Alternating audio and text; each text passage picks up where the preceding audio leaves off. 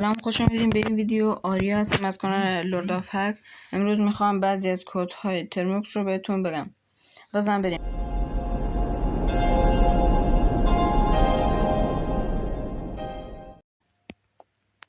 بعد از اینکه ترموکس رو از فروشگاه پلی و گوگل کروم دانلود کردید و وارد شدید، با همچین صفحه مواجه میشید. اصلا ترموکس چیه؟ برای چه کارایی داره؟ برای تست نفوذ، امنیت، هک و چیزای دیگه استفاده میشه. خب من میخوام اولین کد رو بهتون بگم. اولین کد کلیر به معنای تمیز کردنه.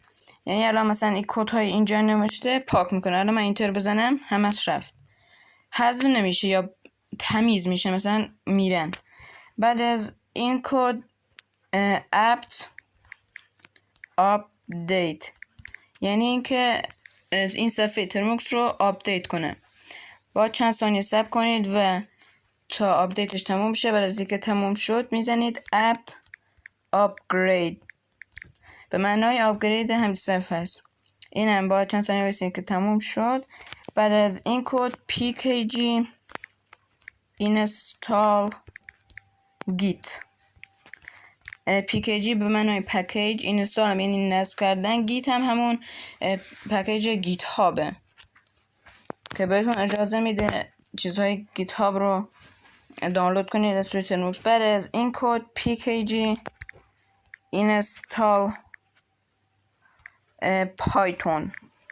python، اینم پایتون رو نصب میکنه. بعد از نصب پایتون